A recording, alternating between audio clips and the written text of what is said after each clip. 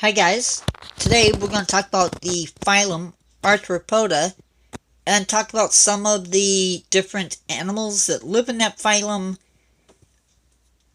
and focus in on what features make an animal an arthropod, or at least the main one. So first off, this is the largest group of animals, the largest phylum of animals anywhere.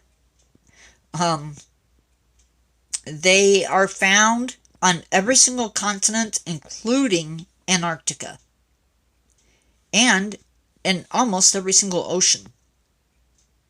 In places where you wouldn't expect to find life, there are arthropods. You're going to find these guys in the Arctic. You're going to find them on mountains.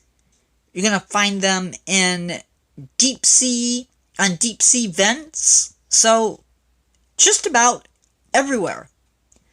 You're even going to find them as parasites.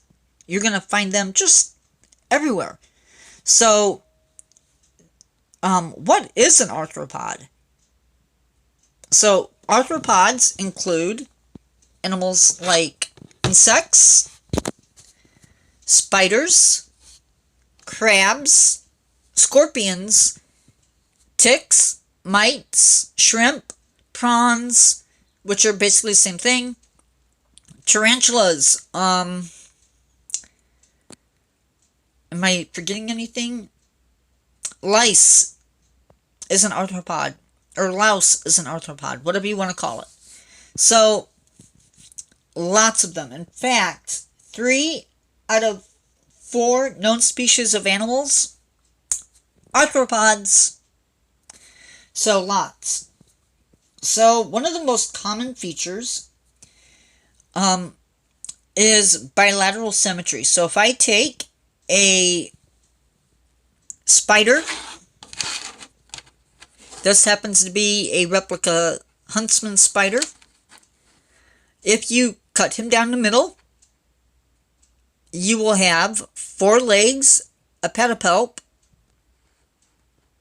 on each side. A crab, same thing. If I cut him down the middle, right down the middle, I will have the same exact number of legs, the same exact number of pinchers, eyes.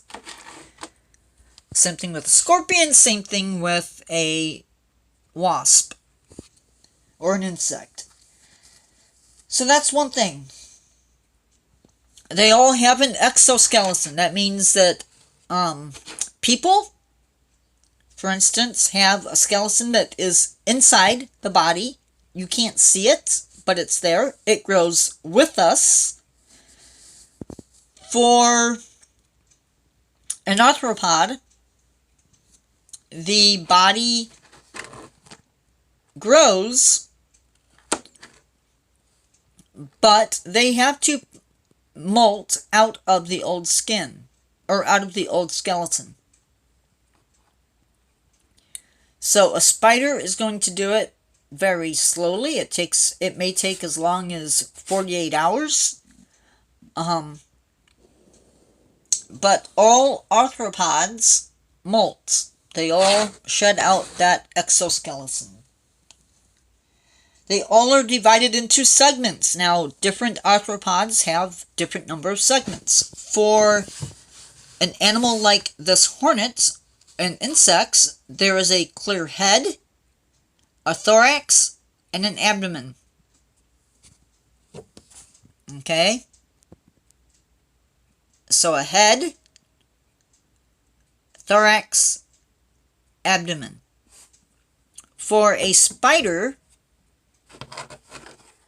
including tarantulas, there are 2 body segments. There is a cephalothorax and an abdomen. Not sure how crabs are done, but there is that.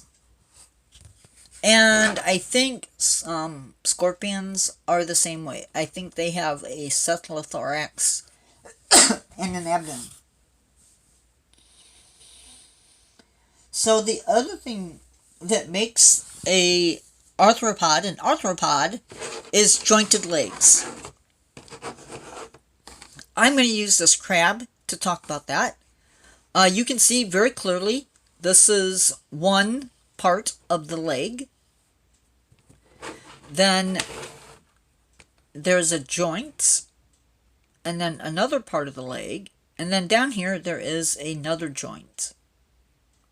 Or there's another joint and then another part of the foot. So that's what makes them arthropods. And we've talked about that. Most arthropods... Oh, I forgot what I was going to say. So we're going to talk about the next part. So these guys, like I said, can be found in water and on land. They have very successfully mastered the art of living on land. As we know, they actually developed wings way before birds did, way before the dinosaurs did.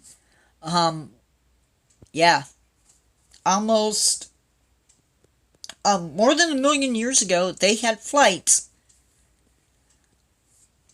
So wings first came in on the arthropods. Look at those wings. They'd be beautiful, even if I am a little bit scared of them. But that's a whole different story right there. These guys are the basis for many, many different food chains. They're going to be, if you look at the Antarctica, it's krill. Krill feeds a ton of animals in Antarctica, all the way from whales to seals to penguins, you name it, they get eaten. Insects probably formed, multiple biomes where the food web is totally based on insects or plants. So without them, there would be a collapse.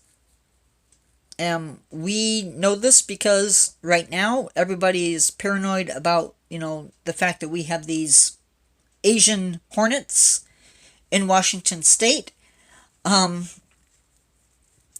attacking our honeybees. That's, we talk about diseases and hives that have disappeared because of diseases or whatever. There is a potential collapse that could happen. Another thing about arthropods being such a diverse group is they all don't eat the same. Okay? Some are predators. I don't know of a single spider that eats plants. They all eat meat. Or they all eat other animals. Now, that may be range from insects to other spiders to, insects, which I've already talked about, to they may even take vertebrate prey, such as baby rodents or small birds if they can get them.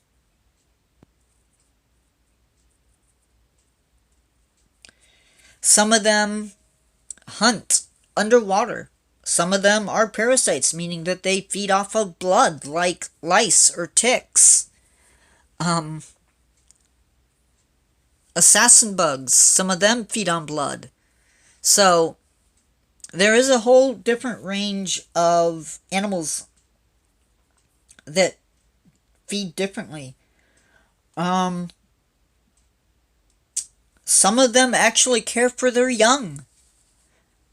Crabs will carry the eggs until they're ready to hatch. Spiders will, for a while, protect their young. We know hornets defend their nest. That's protecting young.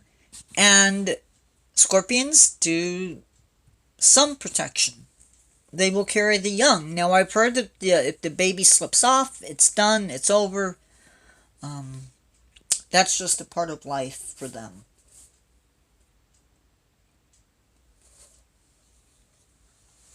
I don't want to get into reproduction right now.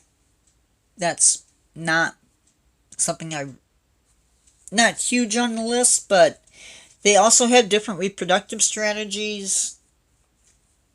So yeah, that is a quick introduction into arthropods. If you have questions, leave them in the comments. Make sure if you like this video that you subscribe. Click on the bell so you know when I put up my next video, and have a great day. Never stop learning, guys.